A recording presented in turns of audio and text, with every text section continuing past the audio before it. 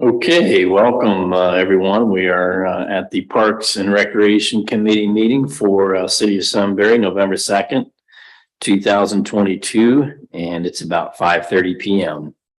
How about call to order, Amber? Tim Gauss, Here. David Martin, Here. Cindy Cooper. Here. Very good. Quorum present. Let's go to approval of minutes from our last meeting was October 5th, 2022. Motion to approve. Motion by Mr. Martin, Second. second by Mrs. Cooper. Any further discussion? I feel like, I'm not sure if Amber's doing these minutes or who's doing them, but I feel like they're written a little bit differently and they're very easy to read. And I just wanted to make comment about that. Thank you for that.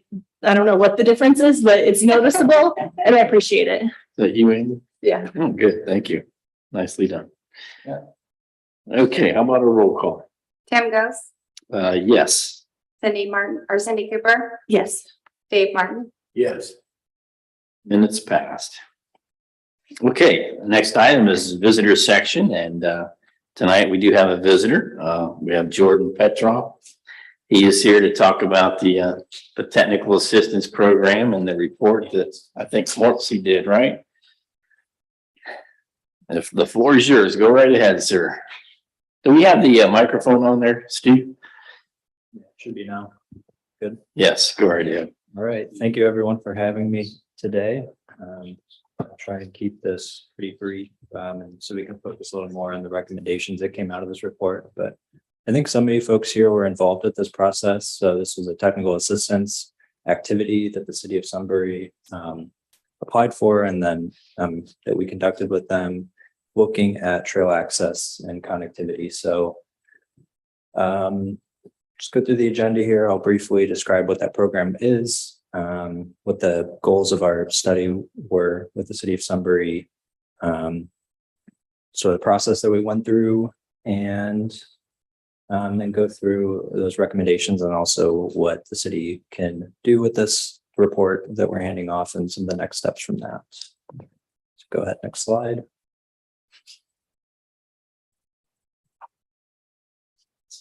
Oop. That was a couple. There we go. So our technical assistance program, we're now on our third cycle of it. We're getting ready to start our fourth. But essentially, all of the member communities in our MPO area can apply for this, and we just offer our staff assistance for quick 6 to 9 month projects like this one. Really, the intention is to take things from kind of concepts, things that communities want to do, and move them closer to implementation, closer to projects that can go after funding. Next slide. May I ask a question? Absolutely. Are the shades of gray on that map population density No, indicators? those are different jurisdictions. So that dark gray is Columbus. And Oh, okay. yeah, All right. Oh, I see. That's 270. yeah. The circle. Okay, I see. I was kind of first looked at it thinking that was Sunbury there. That's you guys up there with Galena. Okay, I got you. So this is the timeline that we went through again. I think it may have diverged a little bit off of this based on kind of project management things, but about 6 to 9 month project. Next slide.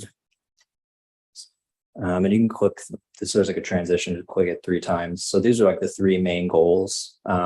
First off, like the city of Sunbury, an existing goal, completing that Ohio to Erie Trail, and then also better connecting the city to it, neighborhoods and communities to it.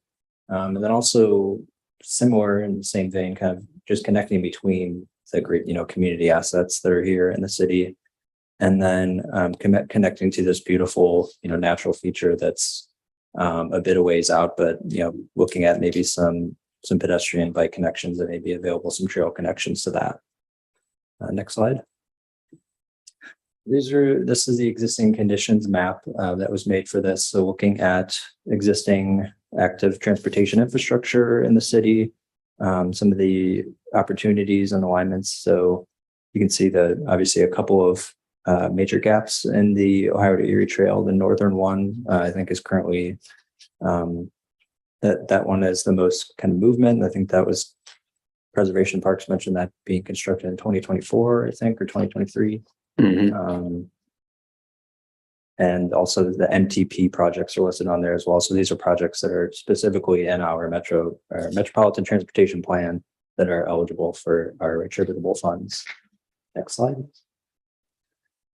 These were some of the key barriers and challenges identified throughout the process. So obviously the major US and state routes that cut through the city and make crossing as a pedestrian or a bicyclist a little bit difficult.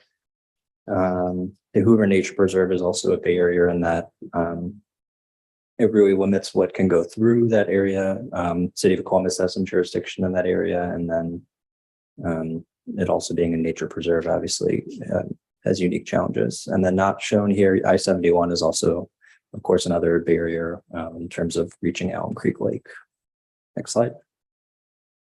So a couple of the stakeholder engagement portion of this activity really comprised these two workshops that we did. Some of you folks were involved in those, where we really discussed feasibility of different routes, those barriers that I mentioned, better connecting to the trail, and then connections within the city. We took some plotter maps, drew down ideas, thoughts, existing things that Morpsey may not have been aware of, and some popular alignments emerged from that. So North Miller Drive, the new Sunbury Parkway, making sure that multimodal facilities are incorporated in that, and a few others, and then some of those major crossings. So all of those being crossings with State Route 3, and thinking through how we can improve those for pedestrians and active users. Next slide. And then another piece of that engagement that we did was a site visit. So we had a representative from Morpsey, from Delaware County Regional Planning Commission, and Steve with the City of Sunbury joined for that as well, and identified, just further kind of investigated those opportunities that were identified in the workshop and the existing conditions analysis, and just observed some more specific things about each of them. So North Miller and South Miller Drive and Heartland Meadows as well, sort of having some excess roadway width available to think about using or repurposing for multimodal travel, perhaps. Opportunities to extend existing facilities or improve crossings, either at grade or grade separation in areas. I think next slide. So this is the main recommendations map that is in the final report. Mhm. So it has all the recommendations for, I'm missing, oh no, there's the legend there. So where new multi-use paths are recommended to kind of connect with the existing network or existing opportunities or facilities that have had funding committed to them. You can see on South Miller Drive and North Miller Drive, dedicated bike lanes are recommended there to take advantage of that excess roadway width, and a shared bike lane. So not a fully dedicated, but kind of striped painting. So it's more than a share, but not quite a full bike lane. Having that in downtown, where some more kind of calmer traffic volumes or traffic speeds may be more amenable to that sort of facility. And then also recommending 5 key intersection crossings. One of those being a grade separated down there at Route 3. So we can go next slide. And we kind of distributed these recommendations across different time periods based on how costly they will be, or just how much will go into the implementation of them. So some of these, like those bike lanes, are relatively low cost compared to large infrastructure projects. They amount to restriping, which is nothing to scoff at, but again, compared to multi-use path construction, that's a lot more unfeasible. And then in all of these, I think in the short and medium term, we have multi-use path and trail acquisition as well. So that's a little bit more costly and complex to do. So taking the time for that. And then also in the medium to long term, looking at constructing those new trails. So there was some discussion too about a possible hiking trail going along the Big Walnut Creek. So that could fit that timeline. That could be a medium to long-term project. And then also those crossing improvements that were discussed. So some of those a little bit more straightforward than others, like pedestrian weeding or weeding pedestrian intervals. So that amounts to really retiming the signals. And then it gets a little bit costlier, looking at refuge islands or other infrastructure interventions. So we have those laid out like that. Next slide. And then in terms of funding all of this, we have in the report and here a list of different funding sources. So we have our attributable funding available that goes on a 2-year cycle. Our current cycle just closed, but opens back up in 2024. In our latest one, we're really excited about the amount of pedestrian bicycle projects that were submitted. So we have about 15 to 45. We have up to 45 available for ped bike, and we had about 80 million worth of ped bike projects were submitted. So we're hoping to see that continue to grow. Some other. Hey, Jordan, excuse me. So it says their next cycle opens in 2024. So that would be the first opportunity for us to submit for funding for grants For attributable funding, yeah. for attributable. Funding, yeah. So it's different every year, kind of depends on a lot of things. It's this like federal funding that's coming down to us. But I think it's usually in the springtime is when it opens up. Okay. Raise grant was another one listed here. So that those are very large projects. This is a grant that MORPC has gone after a couple of times. And what we've heard from the federal level is that equity is very important in the applications. That's really kind of how they come to their decision with a lot of these or make decisions between different applications. So if you were to go after that, that would really want something large scale and probably multi-jurisdictional at a regional scale. So that that Big Walnut Trail, for instance, kind of fit that level. A couple others I listed here: Safe Streets and Roads for All. I'll mention that our Central Ohio Safety Plan, you can use that as a qualifying action plan. So you're able to go after implementation grants using that plan.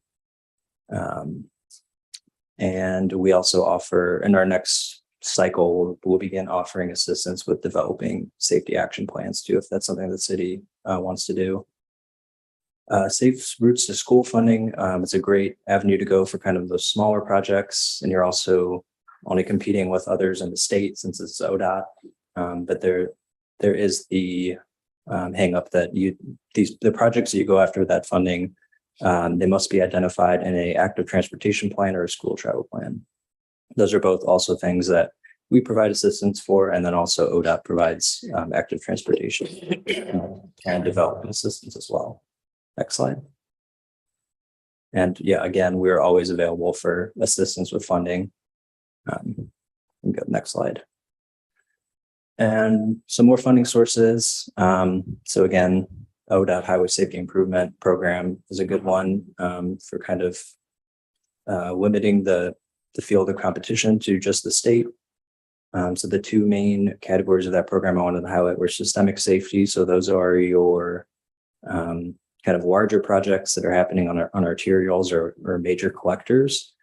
And those are, larger dollar projects. And ODOT's really looking for a crash history or severe traffic volumes or things of that nature that make that area, whatever you're focusing on your application on, stand out.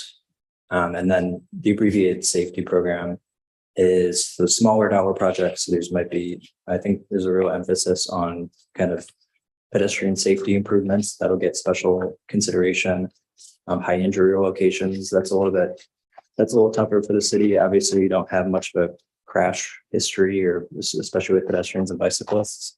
But if it's a pedestrian safety improvement, ODOT takes special consideration for that. And those are available there's 4 cycles per year for that one. So that's a lot more frequent. And then I have a series of either ODNR or OPWC kind of funds that are available. All of these are kind of smaller dollar Some of them kind of large match, like the Land and Water Conservation Fund. So these can probably fund components of larger projects or be combined. And I think that is all the funding resources I have. If you want to go to the next slide, it has my contact information and also Jonathan Miller. He led this activity, wasn't able to make it today, but he was the main drafter of that report there. And you can reach out to either one of us with any questions or any comments. Please reach out to me with any questions about the technical assistance program if you're ever interested in reapplying for further cycles. I'll be the one to reach out for that. And thank you for your time. If you have any questions, feel free to field those now. Thank you. We appreciate it, Jordan. Seems like there's lots of funding opportunities there. There is, especially with that bipartisan infrastructure law that opened up a lot of new funding sources for the next 5 years. So the Safe Streets and Roads for All grant was the one I highlighted. RAISE, that was around before, but I think that got some increase in funding. There's also a Reconnecting Communities pilot program that may be worth looking at, so that the real focus on that is bridging across barriers, so bridging across interstates or other natural features to connect communities, especially where there's economic disparities. That's what that program's looking at. So there's even a lot more than that, than what I didn't have listed here. So there's definitely a lot of opportunity.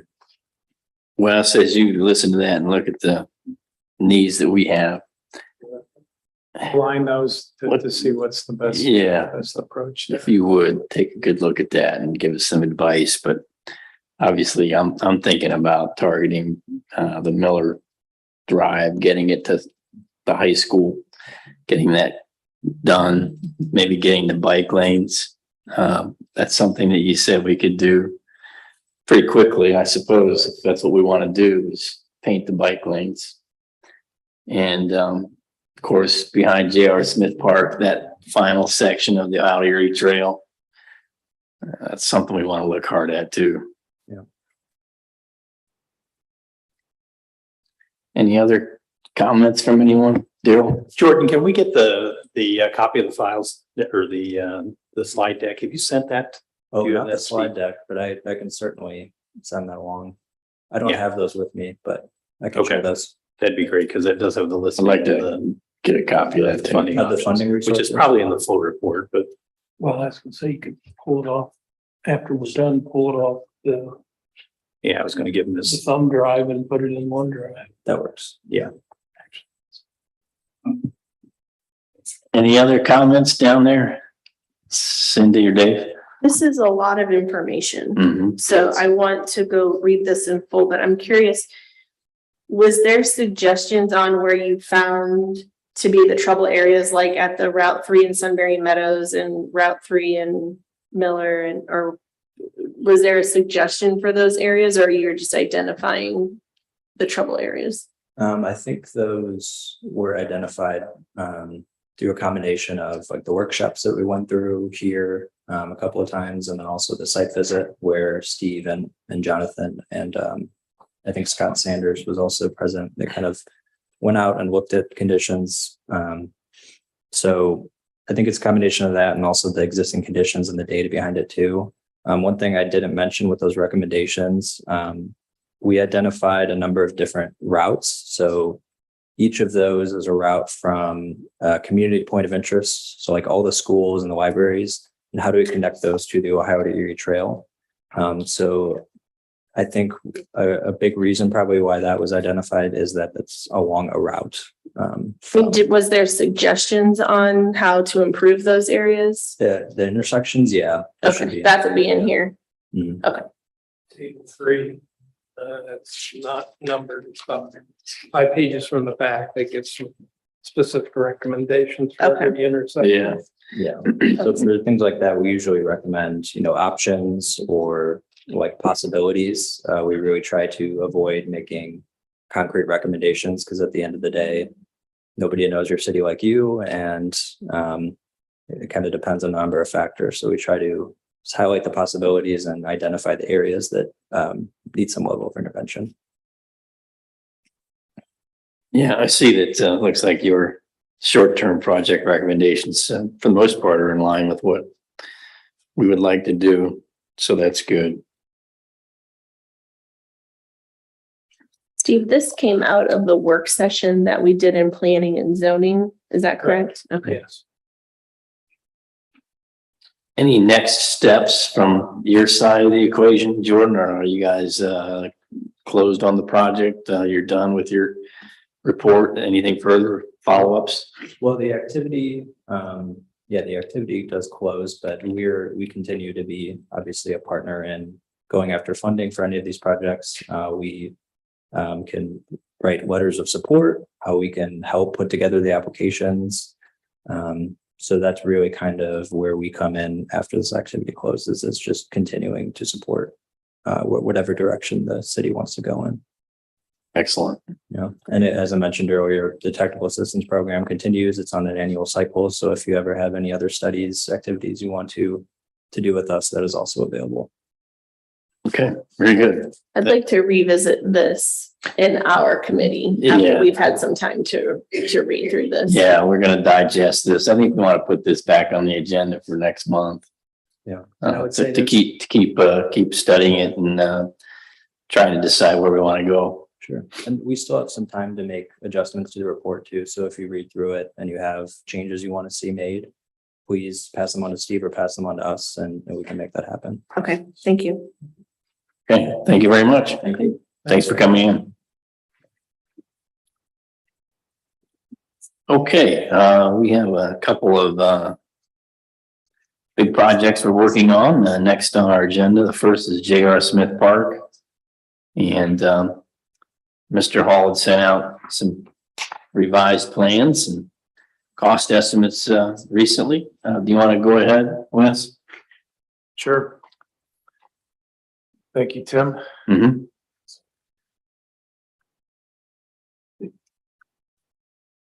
So we revised the conceptual plan first based on the going through the amenities at the last meeting, and that's what you'll see there in the park master plan sheet, which I believe at this point covers everything that we've talked about to date. So quite a few different amenities there.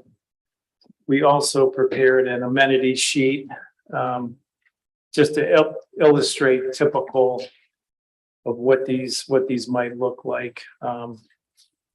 There's 2 pages of the amenities, Mm-hmm. typical pictures there to view. And then the cost estimate, we prepared a cost estimate, which include total project cost of everything in the conceptual plan, and then contingency at 15%, engineering, et cetera, rounded out to 1.67 million. So fairly large number. As I mentioned in the email, one consideration would be to look for funding, obviously, to try to align funding. Now that we do have a concept plan and an estimate, we'll recommend some funding sources. And then 2, you could phase these improvements so we could break down. Mm-hmm. For example, the splash pad could, if you want to wait on that, you could wait on pickleball. We could get the core of the park improvements done and then wait on amenities, but that's up for discussion. So that's a quick overview. Pause there and get thoughts.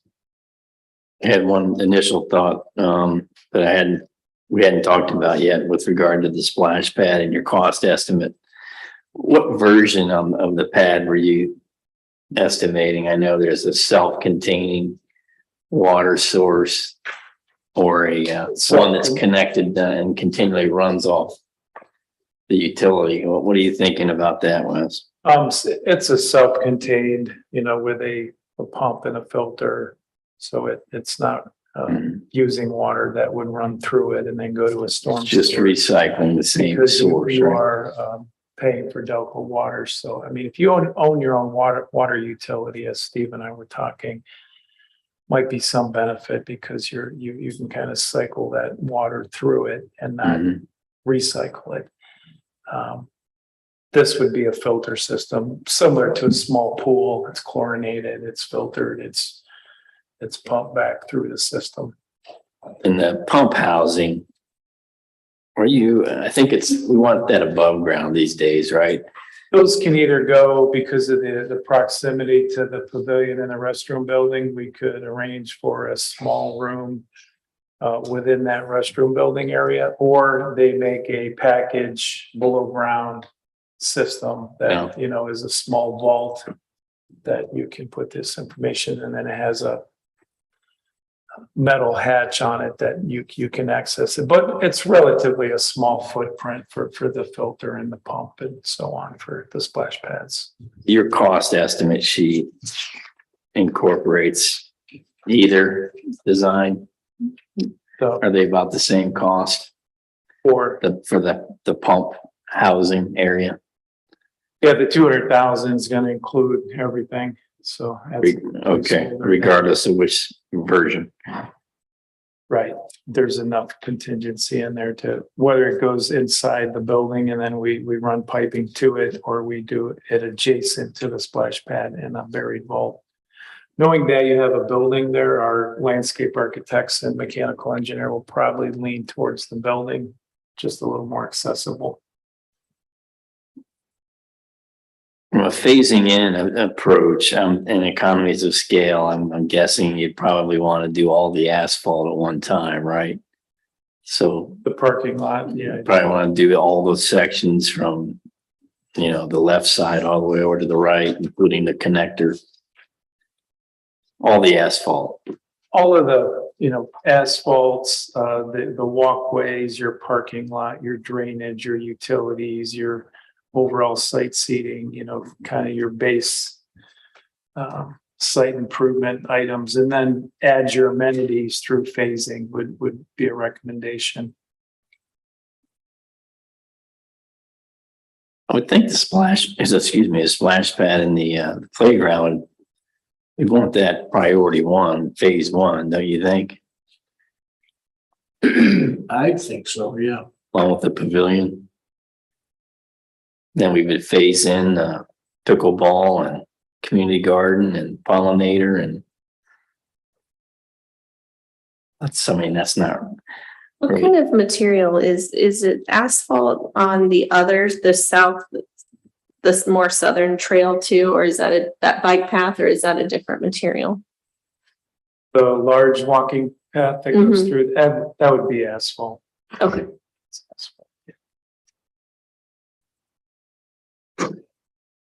The only concrete would be the sidewalk along Cherry Street. Okay.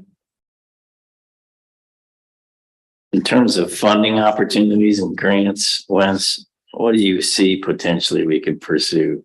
Same source as the Reservoir Park. You know, park wise, it's probably your main source is that ODNR funding for parks. Knowing that this is connected somewhat of a resting point for a regional trail, Right. you know, there's some opportunities to, Well, Pres Park's gonna be interested right, in assisting. right. It makes a nice, even somewhat of a trailhead for somebody to park and get on the Ohio to Erie Trail. And Mhm. we do have the bike rack and the repair station. Mhm. Will there be another trail on this property too, but not, is that what Preservation Parks is considering? Yeah, so sort of, Pres Parks Trail is gonna be, it's back behind this, structure here. Mm-hmm. And, you know, you'll have the bridge, coming over 36, 37 down here at the bottom. At some point, hopefully, next couple of years, and then the rest of it will come back in here. So yeah, the idea is to connect to it through here. I think this is probably gonna be our best spot here, don't you think, Wes? On one side of this big structure here. Is that Sure Signs? I can't remember what's back there. There's, maybe. Sure Signs is up here. Yeah, it might be difficult to connect to that because of that grade difference there. Oh, that's right. The Ohio to Erie Trail runs along the old rail line, so it's gonna project. If you know where the railroad abutments on State Route 37, the two abandoned ones there as you're going up the hill, and So that's where the old rail line, so that's on top of the hill, and then there's the bank to J.R. Smith part, which is 40, 50 feet down or more. I'd have to look at a topo map again, but there may not be a way, so you would just go down Cherry Street and connect to the trail there. Or what we did was we provided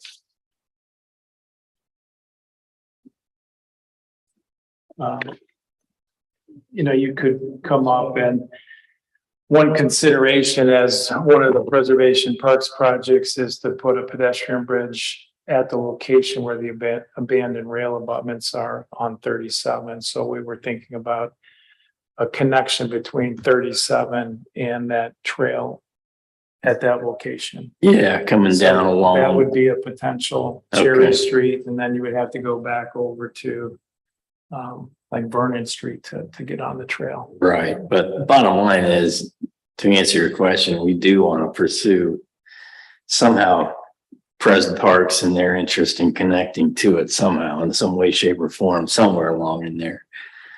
Yeah, I feel comfortable, Tim, if you do.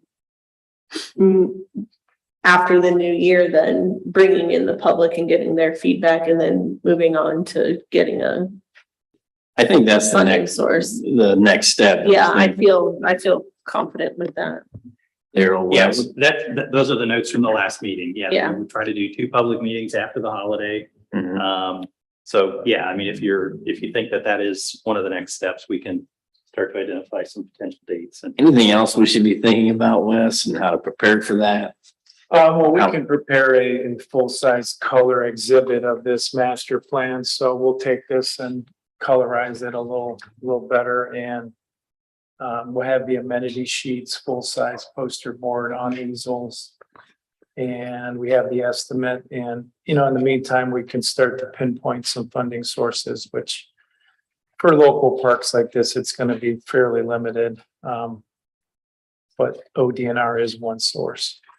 Okay, yeah, I'd like to have that potential information available so we can Sure. answer those We can questions. Prepare that now, the full-size exhibit. The only other thing I noticed too was, just, it's a small detail, but on the garden, community garden, I see, and it's adjacent to the pickleball area there. I personally like to see some kind of a buffer there along that little trail piece connecting the community garden to the pollinator area. So as you're walking in between the two, your eyes don't go over toward the pickleball court. Right. And you're staring at the pickleball court. It'd be kind of nice to have some, ornamental trees or maybe arborvitaes along that north side of that trail. I had asked Rich, our landscape architect, to add a future pickleball court there. So if you would just have one pickleball court, you would have quite a bit of separation between there and the community garden. Yeah, So yeah. knowing if we don't pursue that future pickleball court, and that future court could always go directly west of the proposed one instead. of Yeah, I saw that south of space it. there too. You Yeah. can move that up and create some more space between there and the garden. Mhm. Do pickleball courts have fencing or That's gates good. around them to keep everything sort of? Yeah, If you look at that picture, usually chain link. a chain link, we usually do like Okay. Yes, it's the other thing. You'd be looking at probably a black chain link fence as you. black painted or vinyl coated chain link around that court. Okay.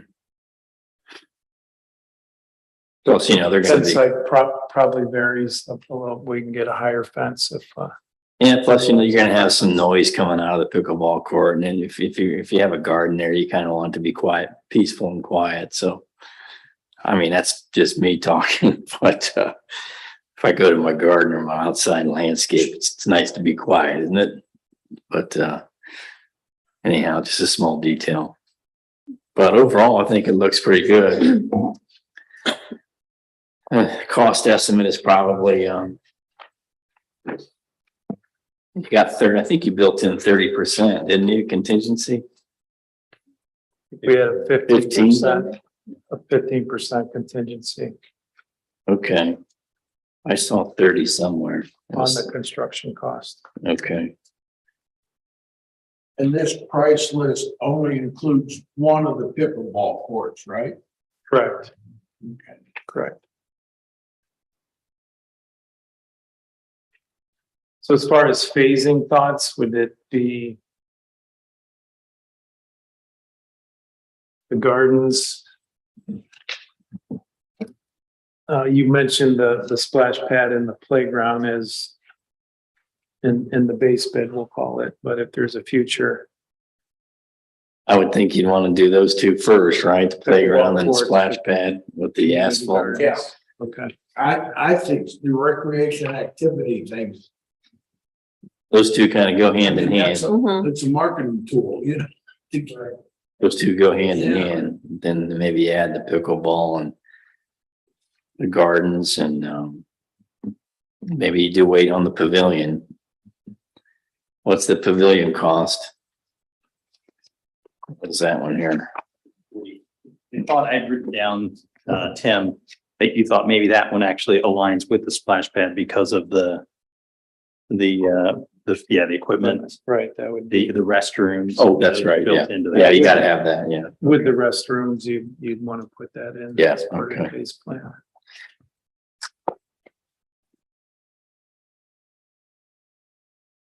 I guess it just depends how much funding we can secure, what our budget is, Mhm. what we can get from council. Mhm. Maybe we can fundraise a little bit too, you know? Sure, We need to talk about that. Yeah, we need to talk about that. Maybe let's prepare some, maybe a little fundraising. We could ask the mayor to take the cut and pay. While council folks could contribute their annual pay, that would help too, but, let's put that on the agenda too, for that open house. Let's have something available for that. So just one thing on J.R. Smith, but not the future J.R. Smith, the current J.R. Smith. I noticed the other evening driving by. Before we got rid of a lot of stuff, we used to have, I think we still, I don't know if we still have the flagpole, but we used to have a flagpole and the flag was up there and we had a spotlight on it in the evening. And so that spotlight is still on. There's nothing there. So I don't think we need to be using that electricity. There's nothing to highlight there. And we do have it noted that the current trees, that the dedicated trees will stay the same. Maybe there's a way we can, I haven't looked at the plaque for those trees. Maybe we can incorporate. Yeah, maybe we can make a And little improve. special. Yeah, we can upgrade that. Oh, and signage, entry signage. I think we're gonna want some kind of concept for that open house with. Was there a sign? the, Was there one in there? No, I think that was in the Morpsey thing I was looking at. no, we did have a sign exhibit prepared, I don't know if that was. I'll have to forward that, but we did prepare a sign exhibit. One Yeah. question I had from some of our internal folks were to maintain the same theme as the other park signs, or you want to go Just gonna mention that. I think we need to think about branding. Mm-hmm. revamp that look What's a the- little bit? District plan gonna look like in terms of branding? That's probably gonna include signage, right? Mm-hmm. And fonts. Right. I think we want that to align with that plan. Or that design. I don't think those decisions can be made yet, but And I think I think we want brick structures since that's what we have here on the square. That would be my first thought there in terms of as pavilion and opposed to the restroom. white, the more updated white. Yeah, I agree. I think the white is very modern and I really think it's pretty. I think the brick fits the older side of Sunbury better. Maybe we can combine the two in some way. There was a third page on the PDF. I think it just didn't print it, but. But We if you could can see my tablet here, we have a couple different, Oh, okay. that's your existing sign. Yeah. One just on wood with a little bit of a different look with the town hall. And then this has a brick base to it with a concrete slab with that on top. Yeah, I did So not we'll- see that. I'd like to see that. Yeah. Yeah, I didn't see Put that that, yet. couple ideas, so. typically West, does a sign fall in phase one, or can you add the sign later? Oh, we can add the sign. I mean, you do have a sign there now, so if you wanted to scale back on cost, then we could add that later. Well, not just cost, but just as Well, a city deciding what we Trying to want to figure do out, with that. gotcha. So it would be okay to keep the sign we have now Do it that way. temporarily and Right. then, okay. Yep, sure, yes. The deliverable on that district plan, Daryl, what do you anticipate that date to be? 6, 8, 10 months from now, middle of next year, something like that? Yeah, so the steering committee is attempting to meet the end of the month. I think their original proposal said a 9-month turnaround. Oh, wow, okay. So, 9 months. October-ish, Okay, no, August-ish of next year. I'll definitely I think we definitely need to look at that district branding and see if there's a way we. Yeah, I don't think we should make decisions before that.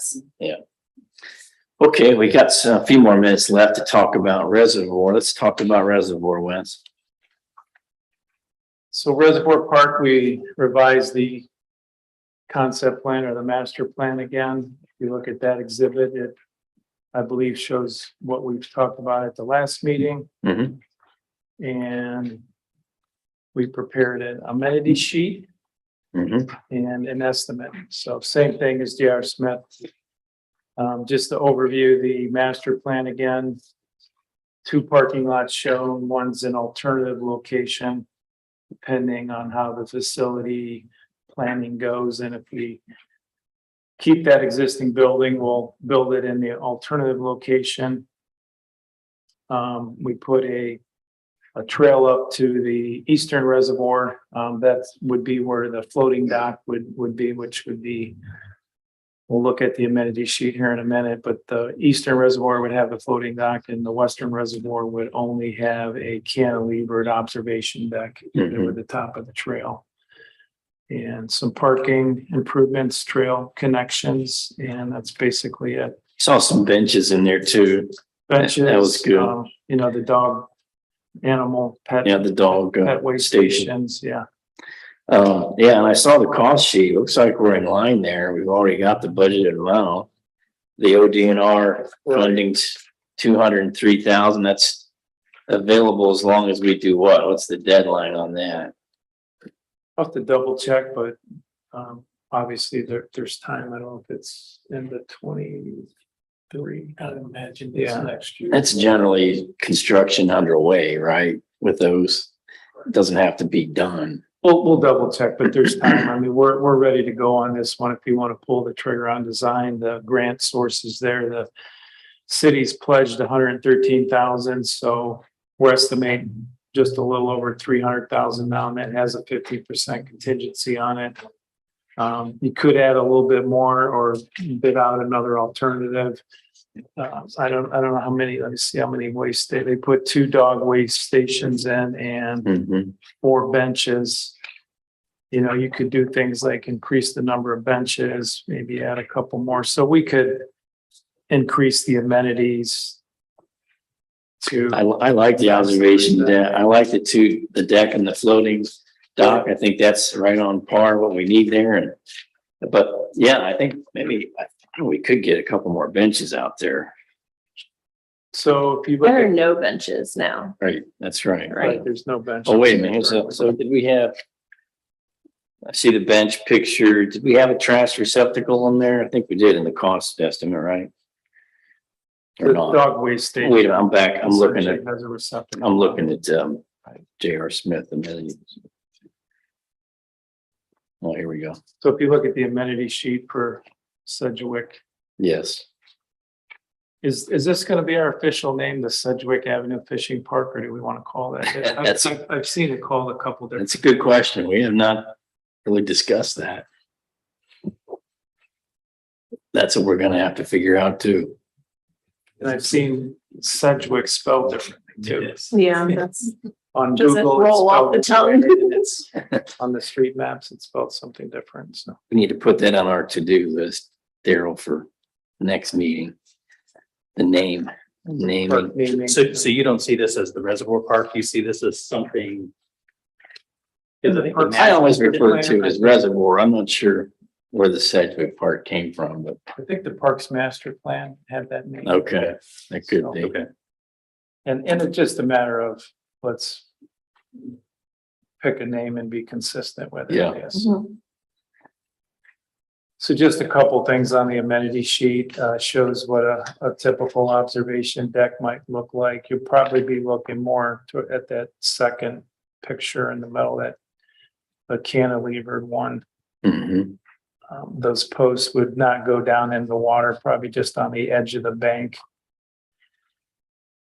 And then the floating dock, may be a combination of the two pictures you see there. One has a railing around it and one has no railing and just that ramp. So just talking to our team about that a bit, probably recommend that that ramp will be needed because of the elevation of the trail versus where it's going to be at water level. So that could get fairly long. We'll have to look at how far that pushes the dock out into the reservoir. But that railing, I think we can get a couple sections which are removable if you want to do a paddle board launch or a kayak Since there are launch. gonna be kids around up there. Right. And I feel like if we put it in without railing, we're increasing our I liability. agree, absolutely. Yeah, no question. So just picture the railing picture with that ramp with the railing. So if you combine those two amenity photos, that's what it would look like. Yeah, so I see trash receptacle 2 and benches 4. I honestly, I'd like to see us double those. Make it 8 benches. For the 8, So instead of 6,000, we'd be looking at 12,000. And then if we had 2 more trash receptacles, we're at 3,600 instead of 1,800. Are the benches gonna be spread out along the trail so that people who are taking a walk can just stop and relax for a minute? Or- Yes, yes, it stands right now. There's just 4 in the plan and we got to do one full loop before you can sit down. Yeah. yeah, I'd Like like you to, could do one on each. So 8 benches Yeah. yes, and 4 four dog waste. strategically located. Sure. So there's no current, up there now, there is no current restroom, right? And there's no current, there's a restroom not in the first plan, but possibly in the second phase. What was noted in the Parks Master Plan, and we'll have to coordinate on the facility planning side, because there's a building that's shown to be renovated into a bathroom. They're just north of the alternative parking, if you see that. That existing building, the thought when we did the Park Master Plan was to renovate that for restrooms. Mhm. That cost is not in here. But Right. that could be included as part of the facility plan, depending what happens with the service building, to see if that can't be added. Mhm. Is there a threshold that we usually go by with how much stuff we have and then we put a restroom in? Like, is there a well, there's a- formula for that? As far as a threshold on the number of potential users to restroom facility, I mean, there's a portable restroom there. Is there a porta potty over there? There is now, yes, there's one right by the fence there where you walk through the gate between the service building and the salt storage. There's one right there. Oh, okay. Which we'd probably just maintain a portable one, move that over towards the parking lot. Okay. Okay, Yeah, we kind of gotta wait and see what facilities. we have. yeah, Right, to okay. combine that improvement to the building as part of that, so. And that completes the overview. Okay, excellent. So next steps.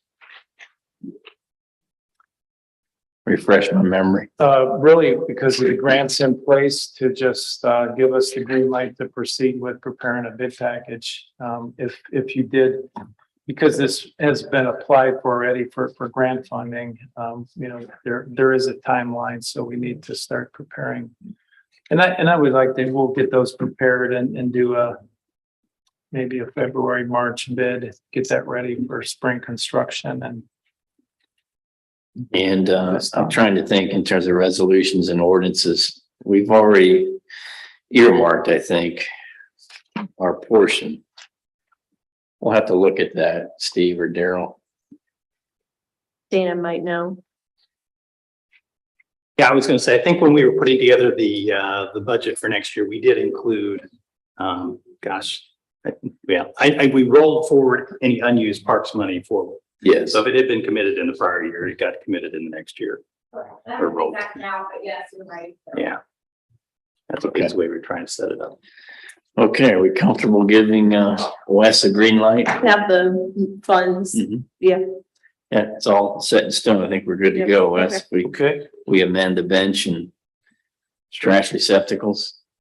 we'll finalize the layout and the cost on that fishing dock just to make sure everything's okay, because that's the one component that's a little Okay, trying to nail down that final design on that. So we'll get back to you on that.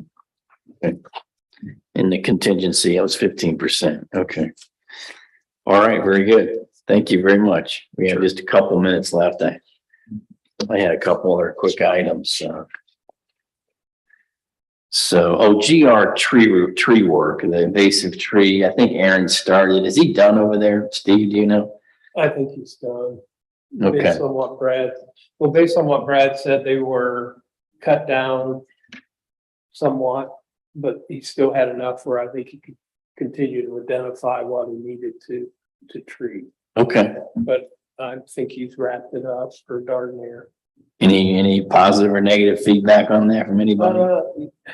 Just that he's cleaning up after himself, and that's positive. Okay, yeah, We don't have stuff laying on a trail or anything like that. He's getting okay. distributed back into the woods or taken away, so. All right, excellent. Okay, let's skip down to Fallen Heroes Trail bid update. How's that progressing, Wes? Should be advertising Friday or early next week. I didn't have a chance to talk with John today, so yeah, it's within a week of bid. Oh, good. So we'll be advertising for a 2 to 3 week period and then have a bid opening on that. So Okay, good deal. it's ready to go. And then the Memorial Day services, Daryl, do you have Yeah. something for us? So I was just on to report that I did meet with the VFW and the American Legion folks. Thank you, Mr. Martin, for providing for confirming the number of folks who were at last year's event. It looks like moving it to the square may be more difficult than originally anticipated. No. That's clearly not what they want to do.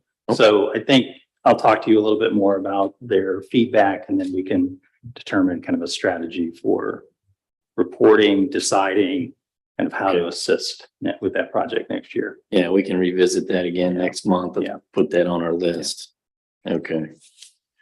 All So, right, so I will just say, I mean, approximately 200 to 250 people attended last year's event. It's a big event down there.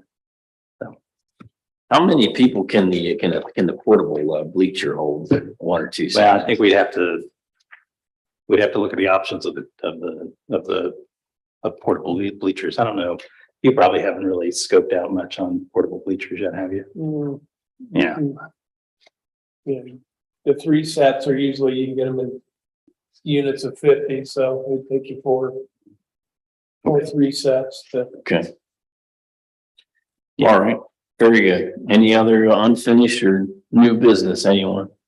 I just wanted to say, and we can talk about this later, that real quick, I went to the Rotary Club meeting on Tuesday. Mhm. And after the meeting, they stopped and asked about a community center and all the conversations that come with that. And they were really interested in helping in any way. And we can talk about that later, but they were, and then maybe we could invite a rep from Rotary to come speak to the Parks Committee, but they were interested in doing research. They were interested in doing surveys. They were interested in helping find funding sources. They were just interested in general, and they really want to be a part of the process.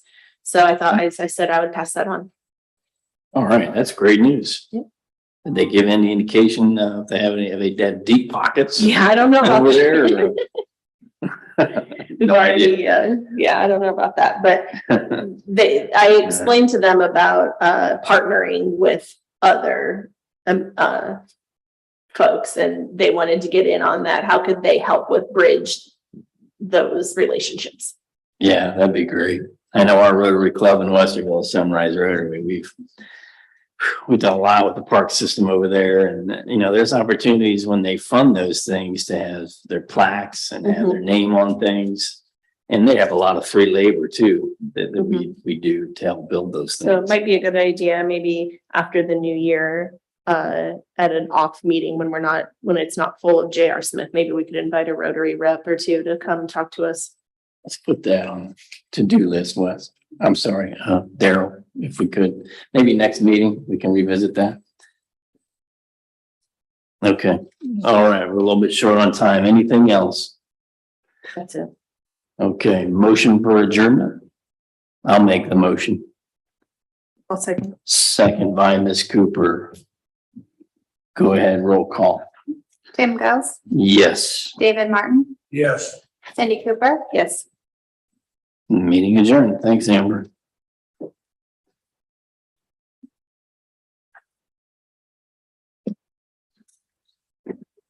Oh.